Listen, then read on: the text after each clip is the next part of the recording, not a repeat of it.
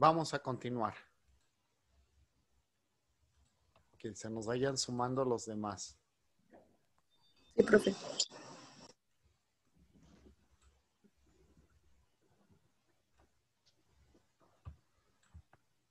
Bien, hablaba entonces sobre la nueva escuela mexicana y entonces este propósito general que se generó como una política de renovación del sistema de educación mexicano, pues conllevó un análisis del artículo 3 que nos habla acerca de la educación. Se realizaron entonces para estructurar la nueva escuela mexicana una serie de talleres cuyo propósito fue analizar y proponer en lo individual y en lo colectivo las acciones de enseñanza-aprendizaje y de una mejor formación de todas las niñas, los niños y adolescentes de la escuela.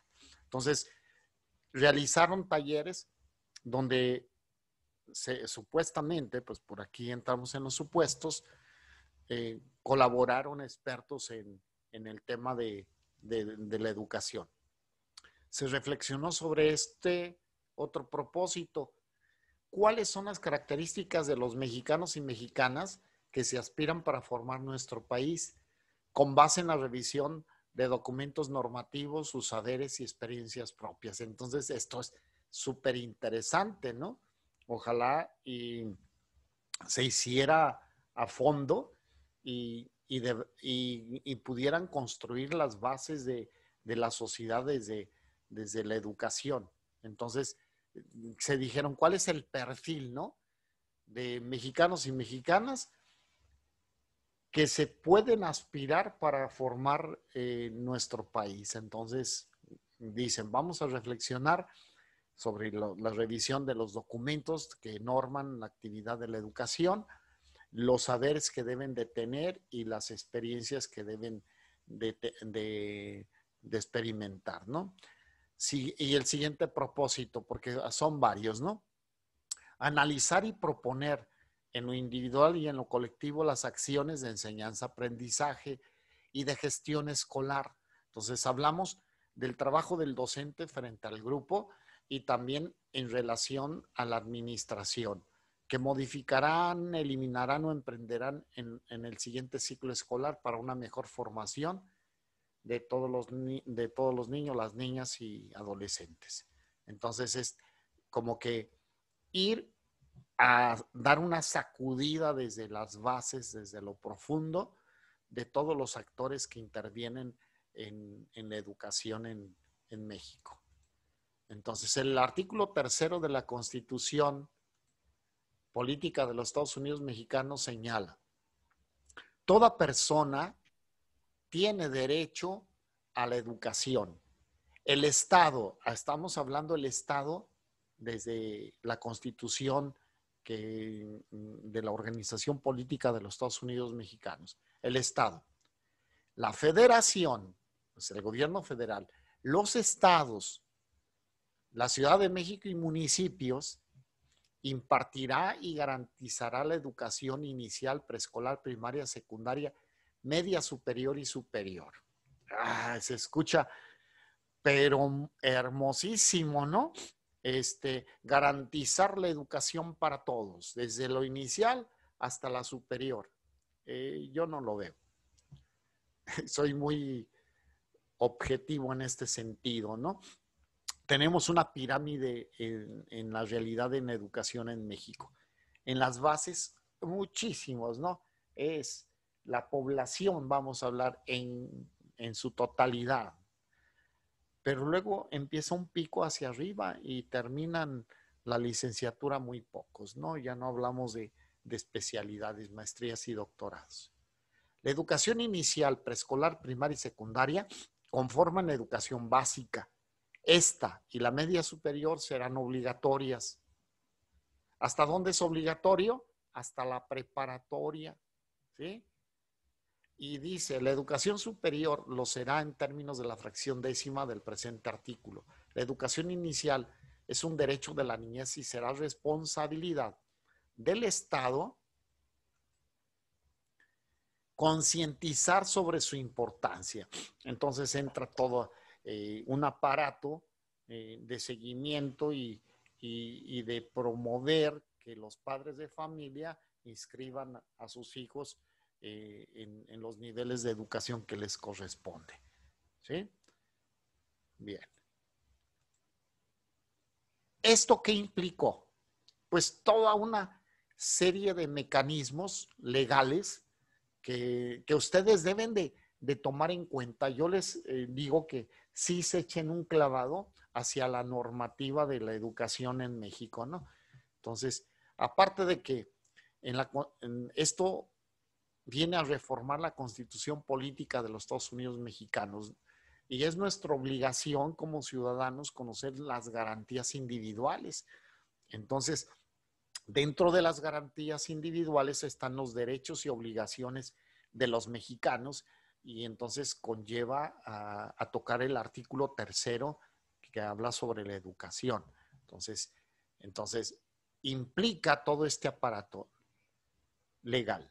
La Constitución, que las reformas las hacen en la Cámara de Diputados y Senadores. La Ley General de Educación que emana de la Constitución Política, está la Ley de Educación, Ley General de Educación, Ley General. Esto norma a toda la educación que se da en la República Mexicana. Después se emiten y se dieron cambios en la Ley de Educación de cada estado. Esto, ¿no? Aquí. Nosotros tenemos aquí en el estado de Guanajuato una ley de educación, una ley de educación para el estado de Guanajuato. Hay que conocerla. Y hay un reglamento general de educación, esto emitido por el sistema federal. Hay un reglamento que nos dice cuáles son las responsabilidades de las instituciones educativas, etcétera, etcétera, ¿no? Es muy, muy largo, pero interesante conocerlo. El reglamento va a implicar el que las instituciones particulares, esto regula las instituciones públicas y privadas, y entonces en las instituciones privadas, entonces está sujeta de supervisión y cumplimiento de requisitos para poder operar. Después también hay reglamentos de educación de cada estado. El estado de Guanajuato tiene su reglamento también. Y hay más, Hay la ley de la seguridad, ¿no? De protección para niños, niñas y adolescentes. Estamos hablando de que hay toda una estructura legal que supuestamente está protegiendo el derecho de ellos para recibir educación. Luego aquí en el estado de Guanajuato también tenemos la ley para la no violencia, ¿no? Y reglamentos que también para desterrar la violencia que se da o las violencias que se dan en el ámbito del entorno escolar. Vamos a abordar cuáles son los problemas de aprendizaje en esta parte del tema, los problemas de aprendizaje de los adolescentes. Van muy de la mano con aquellos que presentan los niños, los problemas de aprendizaje. En la adolescencia se producen diferentes situaciones y posibles problemas relacionados con el aprendizaje, desde la dislexia a la disgrafia, aquí faltó disgrafía, pasando por los déficits de atención. Hay diferentes desórdenes que se pueden manifestar en esta edad, ¿no? Entonces, ¿qué es estos desórdenes? Pues es la manifestación de algunas dificultades en las habilidades, en las capacidades que puede tener una persona para poder aprender. Los problemas de aprendizaje han sido definidos como trastornos en uno o más procesos biológicos básicos relacionados con la comprensión o uso del lenguaje. Estos son la dislexia, dificultad para leer o deletrear, La disgrafía, incapacidad para escribir de forma correcta. Discalculia, dificultad para efectuar cálculos matemáticos. O sea, estos son los problemas que nosotros podemos observar en relación a, y otros más, ¿no? Vamos a ver. Y de formas amplias se considerarán también como problemas de aprendizaje el déficit de atención con hiperactividad y algunos trastornos generales del desarrollo como el autismo o el síndrome de Asperger. En este caso voy a tocar, ¿no? Estos ya lo conocen. En el síndrome de Asperger es importante la atención también médica del adolescente. Se necesita el tener un control sobre sus niveles de químicos, entonces para que pueda el chavito, ¿no? El adolescente poder desarrollarse, no nada más en relación a su aprendizaje, sino también en su socialización. Generalmente visualizan a estos, desde los niños a los adolescentes que tienen este síndrome, como raros, y entonces pueden ser objeto de agresión. Y nosotros en la intervención que tenemos como psicólogos, como psicólogas, primero tenemos que hacer del conocimiento de, una vez diagnosticado correctamente el síndrome de quien lo padezca, tenemos que hacer del conocimiento del docente, del titular, del responsable que esté frente a grupo, para que también se tengan los niños y los compañeritos, ¿no? Los compañeros de clase tengan conocimiento también de ciertas situaciones para que se dé el respeto. La dislexia, disgrafía y discalculia son problemas específicos del aprendizaje más comunes en la adolescencia. Estos trastornos son la causa más frecuente del bajo rendimiento y el abandono escolar.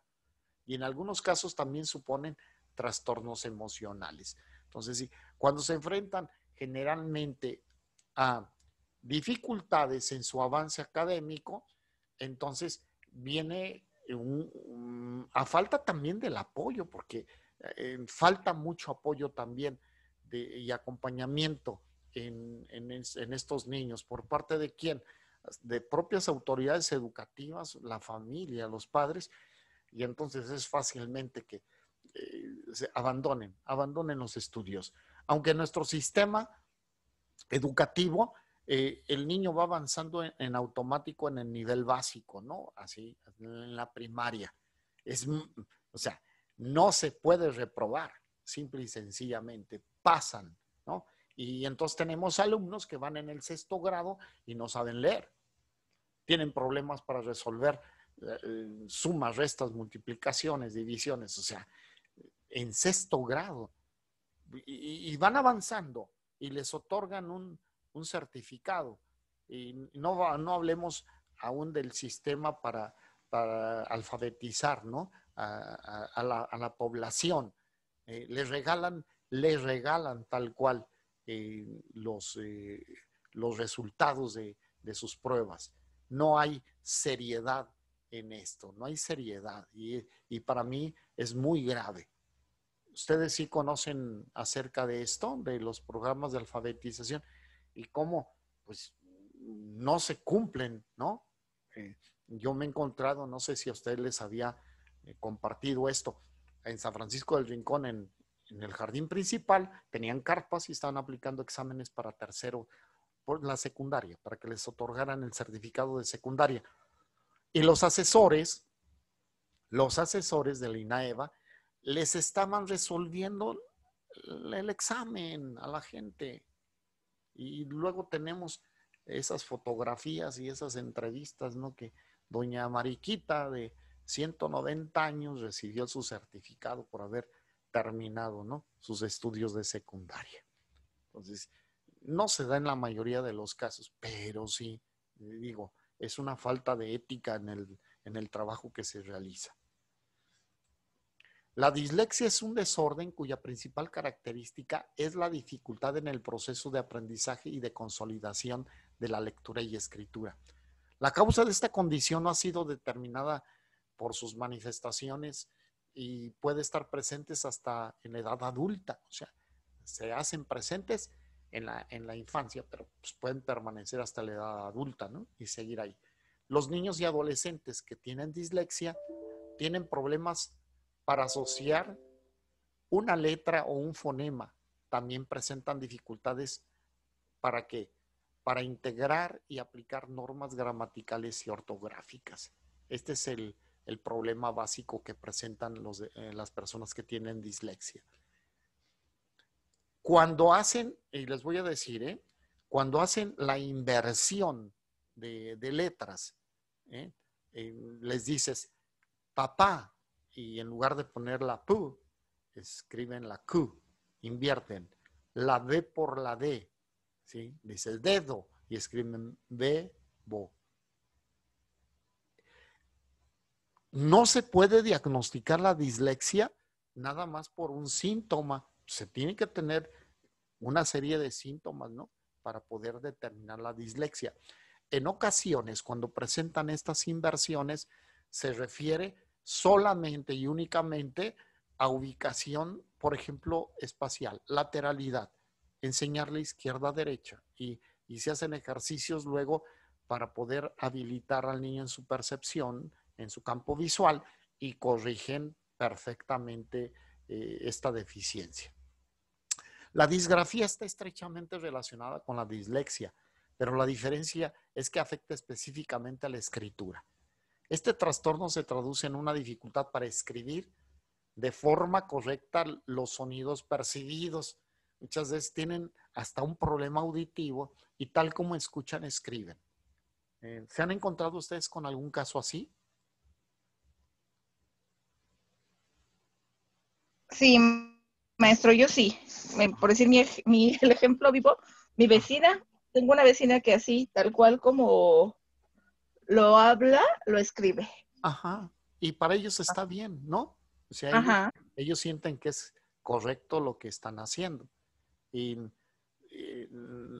a veces se dan también vicios, por ejemplo, estamos hablando de escritura, pero vicios también de lenguaje, porque hay gentes que entramos en algún juego, ¿no? En algún juego. Por ejemplo, a los niños, ¿cuál es la letra que más se les dificulta en un inicio de su adquisición de lenguaje? ¿Cuál letra es la que más se les dificulta? La R. ¿La cuál? La L, ¿no? La R. La R, ¿no? Ah, sí, cierto, la Entonces, R. la R. Pero fíjate bien, a veces entramos en juegos y nosotros teníamos un compañero en la secundaria que decía la S, ¿sí? Así, ratón, ferrocarril. Y nosotros comenzamos a imitarlo. Entonces, luego nosotros nos viciamos y hablábamos como él. Y, y no nos estábamos dando cuenta hasta que nos llamaron la atención, ¿no? Ya no dijeron, están imitando al compañero, sino que estaban ya con ese vicio, ¿no? Y entonces regresamos a esa situación para corregir la pronunciación de la R, ¿no? Y ya, tan. Entonces, por último, la discalculia es un desorden de aprendizaje que se manifiesta por una dificultad en las habilidades matemáticas. Esto es los cuadros que puede presentar, ¿no? Pero también hay este déficit de atención con hiperactividad, el TDAH. Es un trastorno del déficit de atención con hiperactividad. Esto tiene un origen neurológico, que se origina en la infancia. Entonces, ahí está ese daño. ¿Qué herramientas conocen ustedes para poder detectar este problema en los niños y luego en el adolescente? ¿Qué herramientas? A lo mejor ponerles problemas matemáticos. Esa es una forma, ¿verdad? Ponerles ejercicios, observarlos, ¿no? Su manera de trabajo, etcétera, ¿no? Es recabar información, todo eso. Pero, ¿ustedes ya vieron psicometría? Sí, maestro, de hecho la estamos viendo también ahorita, es la segunda de psicometría 2. Ok, entonces conocen el Bender, ¿verdad? Ay, el Bender no me suena. ¿A ustedes les suena, chicos?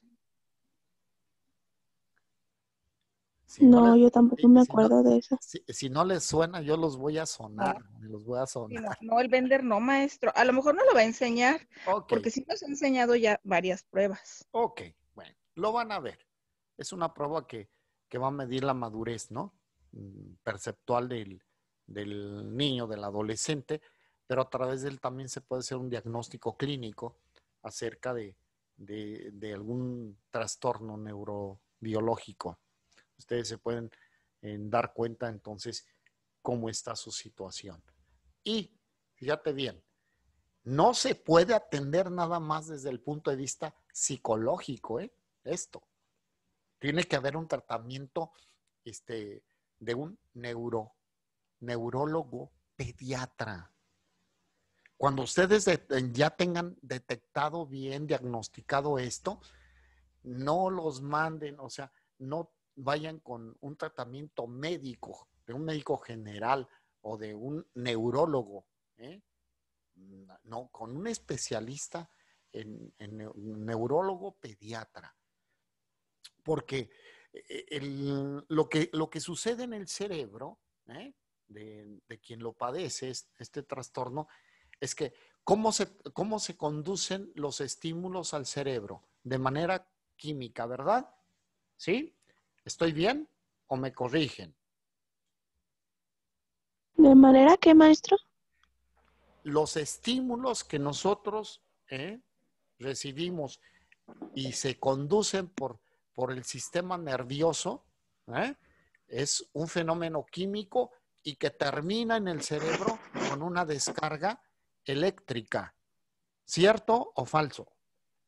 Cierto. Si no, yo me voy a regresar a estudiar otra vez, ¿eh? No, cierto. Ah, bueno.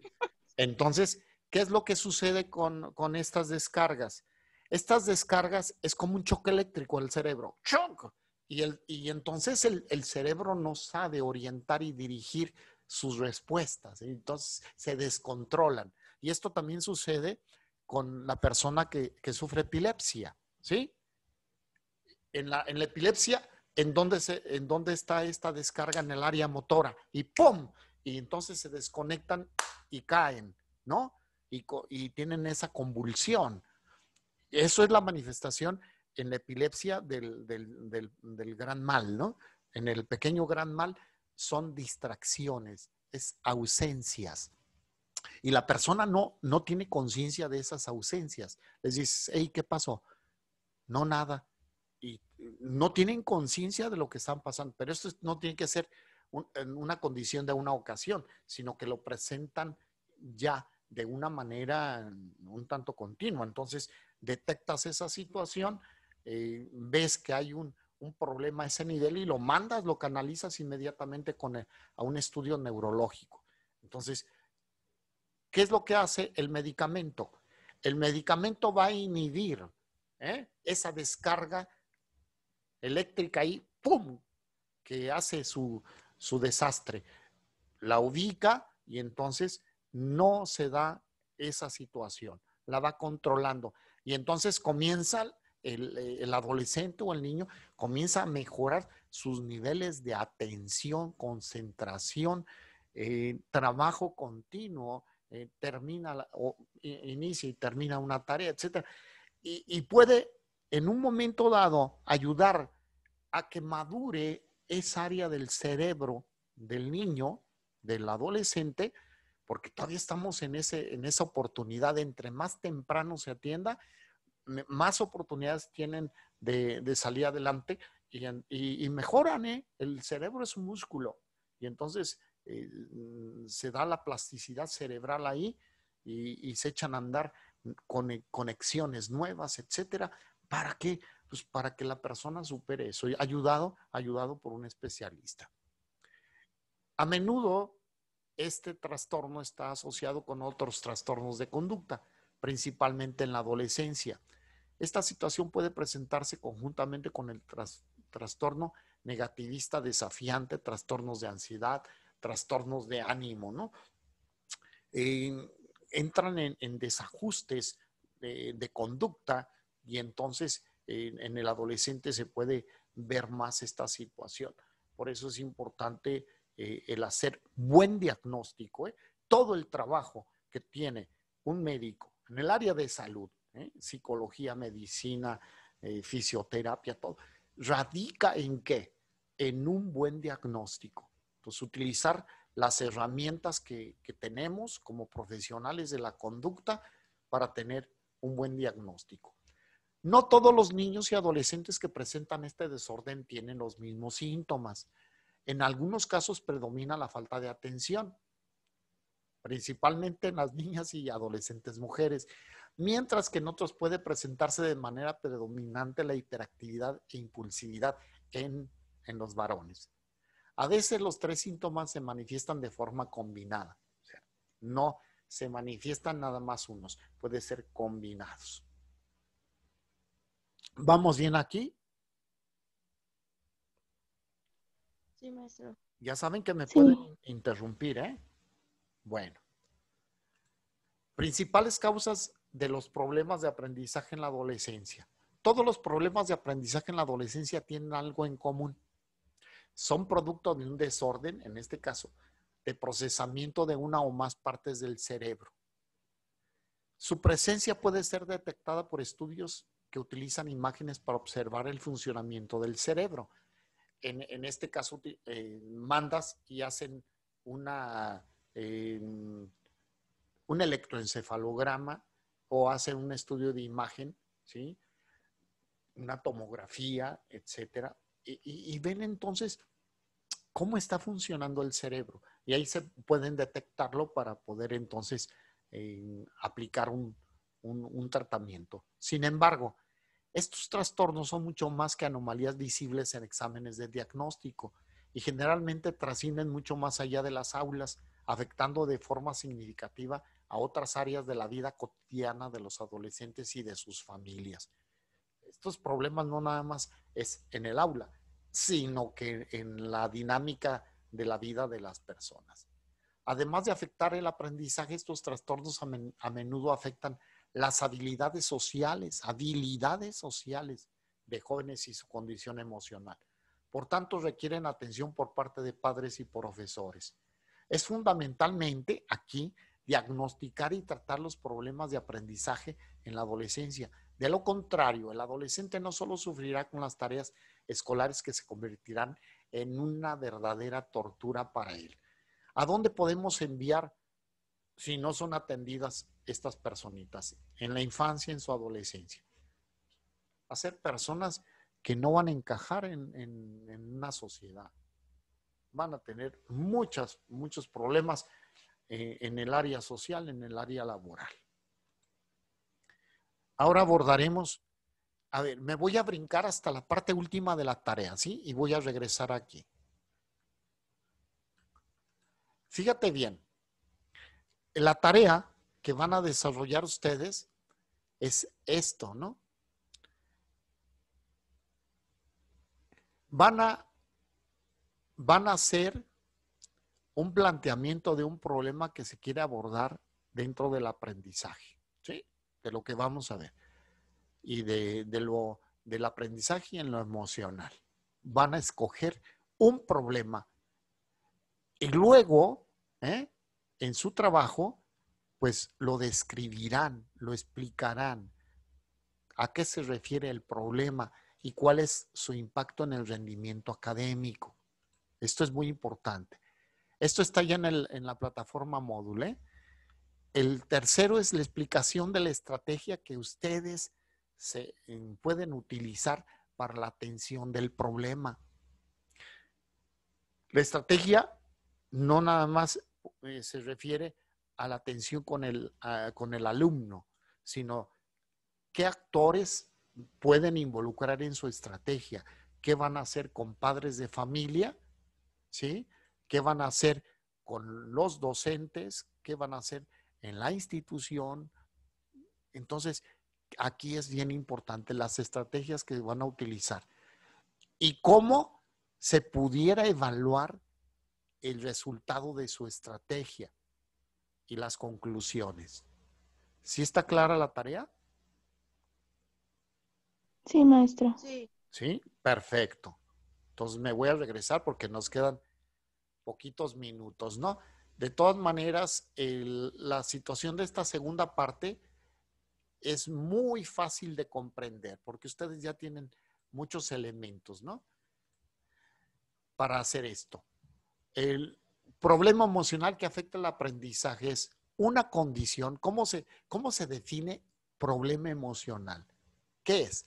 Una condición que exhibe una o más de las siguientes características a través de un largo periodo de tiempo y hasta cierto grado, lo cual afecta desfavorablemente el rendimiento educacional del niño o del adolescente. Fíjate bien, es una condición que tiene estas características. Una, incapacidad de aprender que no puede explicarse mediante factores intelectuales, sensoriales o de la salud. Dos, una incapacidad de formar o mantener relaciones interpersonales con los compañeros y profesores. Entonces tiene estas dos vertientes. Una, el aprendizaje académico y el otro, el aprendizaje social. ¿Sí queda claro? Entonces, el problema emocional exhibe esto, ¿no? Pero dice que no nada más es en un momento, un día, sino es por un largo periodo de tiempo. Esto es muy importante. No es que estuvo distraído un día, no. No es que tuvo un bajo rendimiento un día, no. No es que tengan nada más un bajo rendimiento en un examen, en una situación, no. Esto es la presentación de una manera constante de estos problemas, en esta incapacidad de aprender, en esta incapacidad de mantener buenas relaciones, ¿no? Interpersonales. Luego, comportamiento o sentimiento inapropiados bajo circunstancias normales. Un estado general de descontento, depresión.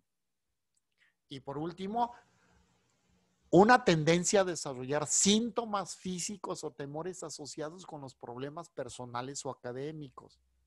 Es bien importante que lo tengan ustedes, ahora sí, en su bagaje de conocimientos, ¿no?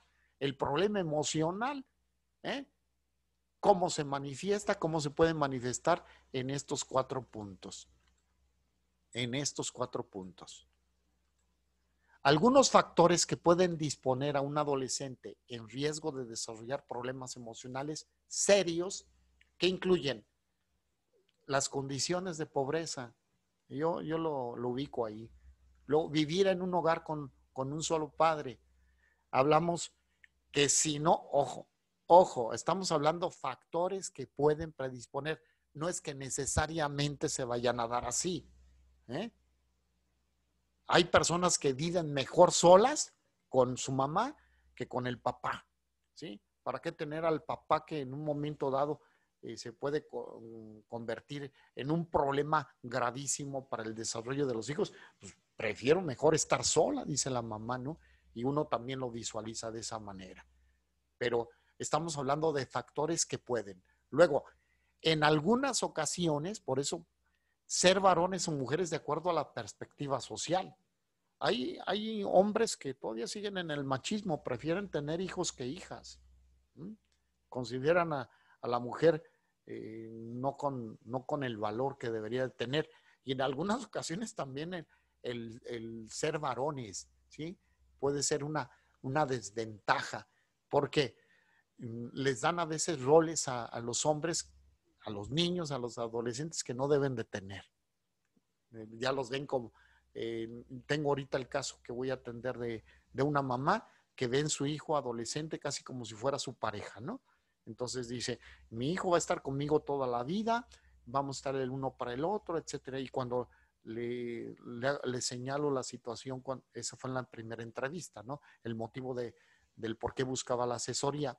Entonces le digo, tu hijo tiene que desarrollarse. No, él no me va a abandonar. Imagínense, ¿no? Ese es un factor que también puede predisponer a problemas que puede presentar este adolescente. Luego, crecer en un lugar, en un vecindario con poco apoyo social, las carencias, ¿no? Las deficiencias ahí de los servicios. Falta de supervisión adulta, la ausencia de las figuras de autoridad por las condiciones que tenemos, ¿no? Económicas. Malas relaciones con sus padres y otros adultos importantes en sus vidas. Autoestima deficiente, asistir a escuelas de baja calidad académica, haber sufrido abuso físico, abuso sexual o abandono. No crea que estar en alto riesgo necesariamente significa problemas serios para un muchacho. Algunos, y aquí es donde digo, por los factores que no necesariamente se dan así como que relacionados. O sea, hay una autoestima deficiente, problemas graves. No, dice, algunos adolescentes con muchos factores de riesgo evitan problemas mayores, saben salir adelante. Y algunos, con solo algunos factores de riesgo en sus vidas, se meten en graves problemas. Entonces, estos son factores que predisponen. Nos quedan 3 minutos y medio, ¿no? Y de todas maneras, esta presentación, les digo, va a ser muy fácil. Los llevo de la mano, en estos temas para que ustedes lo puedan consultar. Voy a subir la presentación y ustedes la van a poder consultar en la plataforma Moodle. Características. Existen 2 signos o indicadores que nos pueden avisar de la presencia de un trastorno psicológico. La presencia de emociones dolorosas, sentimientos de ansiedad, depresión o irritación crónica y la aparición de conflictos continuados en las relaciones sociales o familiares. O sea, parar antenas, detectar estos signos, estos indicadores, estos síntomas es muy importante.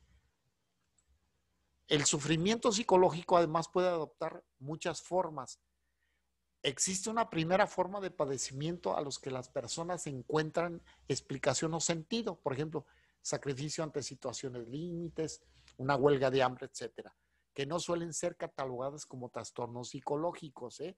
O sea, una actitud de no comer ante una situación de una huelga, de una protesta, pues no tiene un indicador de trastorno psicológico.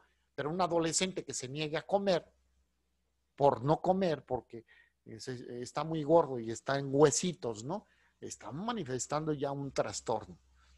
Una segunda forma de padecimiento consiste en que quien lo sufre no termina de explicárselo o darle sentido. Por lo general se trata de trastornos afectivos de tipo depresivo o ansioso. Puede aparecer la ansiedad, la depresión y la ira. No es consciente en general la persona que lo padece, ¿eh? Y a veces ni siquiera las personas que están viviendo y conviviendo con él. Entonces, aquí es importante el poder, entonces, en el trabajo que se puede hacer con los niños y adolescentes es el hacerles consciente la forma en que están padeciendo esto. La ansiedad implica la preparación de la persona ante situaciones que percibe erróneamente como amenazadoras o peligrosas, haciendo que ésta se prepare para defenderse o escaparse. Responsabilidades escolares. Anda mal emocionalmente. ¿Qué es lo que hace? Evita, se escapa, no las hace, no cumple. Esa es una manera de responder. Su conducta puede incluir la inhibición del habla, la conducta de escapar o la inquietud motora.